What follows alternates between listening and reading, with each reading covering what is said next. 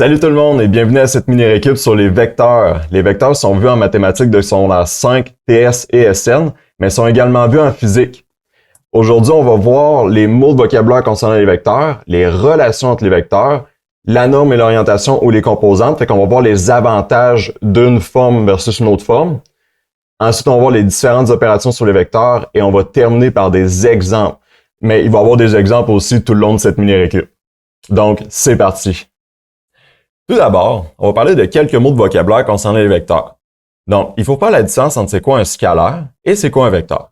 Un scalaire, c'est une quantité à laquelle on ajoute une unité de mesure. Par exemple, la masse, le temps, la température, etc. Quand on parle d'un vecteur, un vecteur, ça va être défini par un nombre, un sens et une direction. Par exemple, à chaque année, il y a une compétition au lac Saint-Jean qu'on part de Roberval et qu'on va jusqu'à Péribonka. Donc, on fait 32 km en direction nord-est. Fait qu'ici, on a un vecteur. Il faut aussi savoir faire la différence entre la norme et l'orientation. Donc, la norme, c'est la longueur de ma flèche. Fait qu'ici, ma norme est représentée par cette flèche. Tandis que l'orientation, c'est l'angle que fait mon vecteur avec l'axe horizontal. Fait qu'ici, j'ai mon orientation.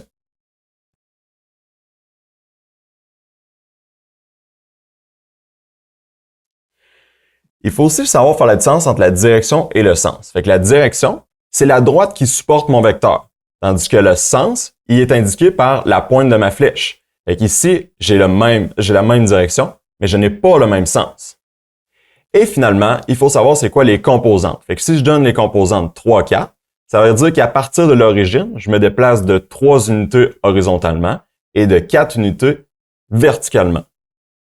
Maintenant, on va parler des relations entre les vecteurs. Mais avant que je te donne toute la théorie sur ça, j'ai une petite question pour toi. Parmi les 4 propositions suivantes, laquelle illustre correctement les relations entre les vecteurs?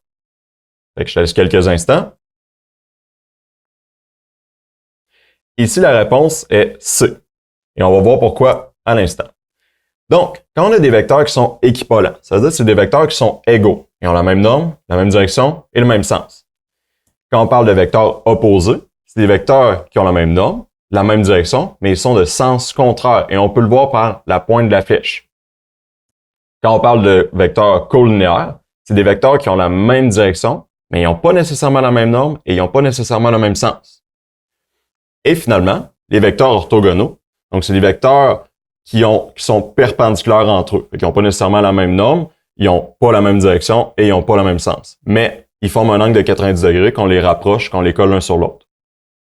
Quand on parle de vecteurs, on parle de normes et orientation et on parle aussi de composantes. Donc, on n'a pas le choix d'être capable de passer d'une forme à l'autre. Par exemple, ici, si j'ai la norme et l'orientation, la première chose que je peux faire, c'est que je peux venir me représenter ça dans un plan cartésien. Donc ici, j'ai déjà dessiné mon vecteur. Il me reste à dessiner, en fait, mon angle. Fait qu'ici, j'ai un angle de 126,87 degrés. Et la norme de mon vecteur, qui est la longueur de ma flèche, c'est 5. Maintenant, je peux calculer mes composantes. Donc, pour ma composante horizontale, je dois faire le norme fois le cos de l'orientation qui me donne moins 3, pardon. Et ensuite, je fais la norme fois le sin de l'orientation qui me donne 4, qui est ma composante verticale.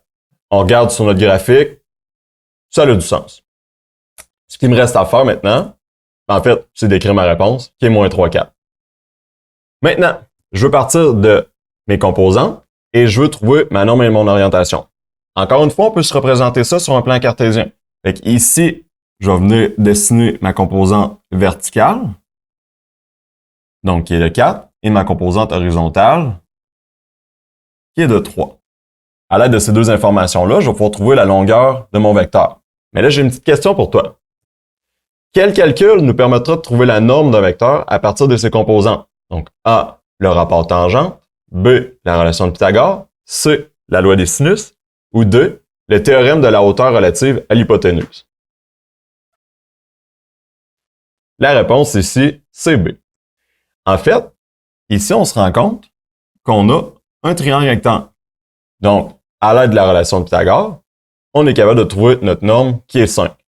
Maintenant, il nous reste à trouver notre orientation. Fait que pour trouver l'orientation, j'utilise le rapport tangente. Donc, je fais tan de moins 1 de ma composante verticale sur ma composante horizontale. On n'a pas besoin de tenir compte du signe ici. Donc, c'est pour ça que mon 3 est positif.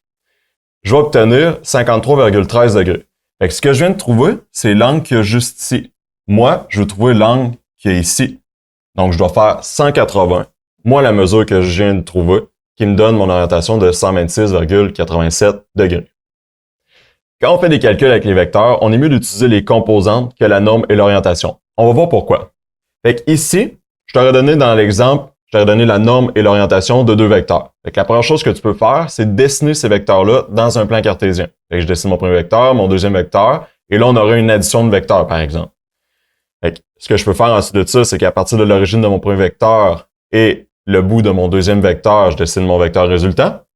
Et là, ça se complique un petit peu. Donc là, on vient se tracer des pointillés pour trouver les mesures de nos angles manquants. Fait que ici, cet angle-là, je le connais. Cet angle-là, c'est un angle de 90 degrés parce que de la façon que j'ai fait mon dessin. Fait que je suis capable de trouver mon angle qui est ici, vu que je sais que la somme des angles intérieurs d'un triangle, c'est 180 degrés.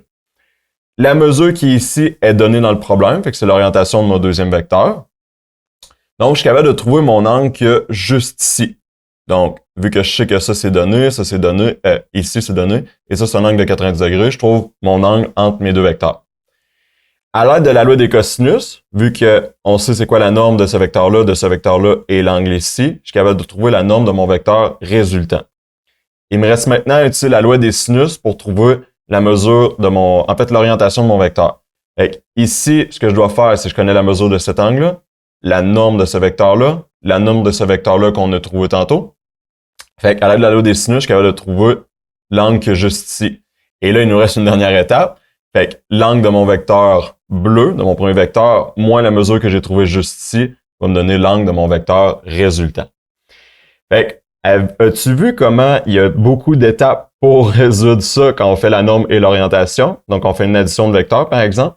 Fait que c'est pour ça que dans la prochaine vidéo, on va utiliser les composantes pour faire des calculs. Fait que, on se voit tantôt.